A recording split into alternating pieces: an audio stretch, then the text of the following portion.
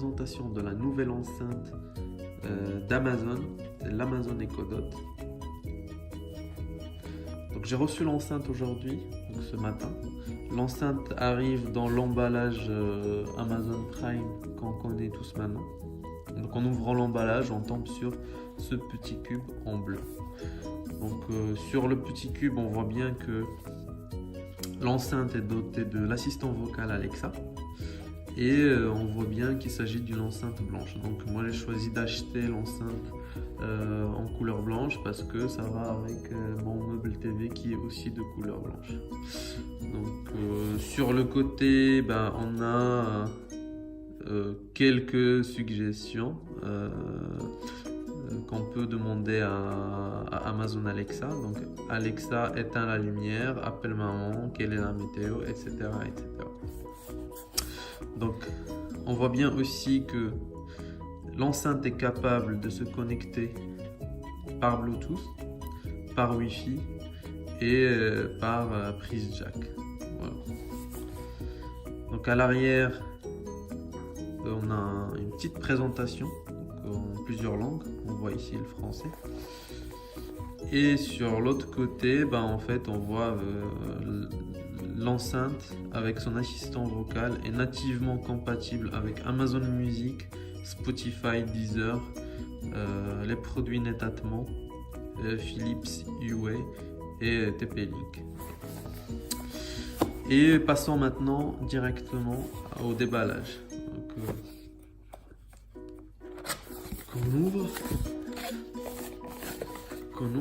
Bon, on a le petit logo Amazon sympathique qu'on voit ici et on tombe directement sur l'enceinte. Donc sur l'enceinte, on voit qu'il y a déjà 4 micros, les boutons plus ou moins, je pense pour augmenter et baisser le son, le bouton arrêt et marche, et ce bouton là il est pour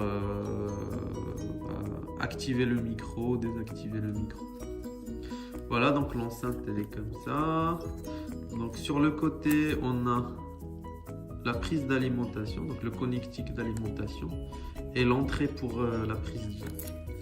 Et sur l'arrière, on a rien, on a juste un petit revêtement qui empêche l'enceinte de glisser s'il est sur une petite pente par exemple sur un canapé, un truc, l'enceinte risque de glisser et tomber. Du coup, on a un petit revêtement antidérapant en bas qui empêche l'enceinte de déraper. Voilà, donc ensuite on tombe sur le manuel d'utilisation de l'Echo Dot.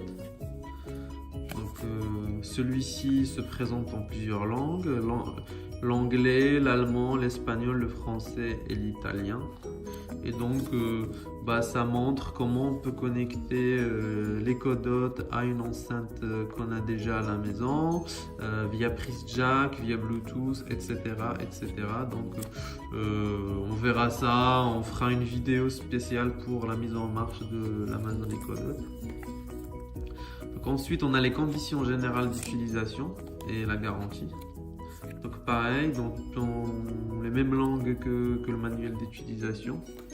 Et là, on a un petit fascicule en fait, qui nous donne quelques tuyaux pour la mise en marche au tout début de l'Amazon Echo Dot. Et celui-ci aussi, il est en plusieurs langues. On voit ici notamment le français.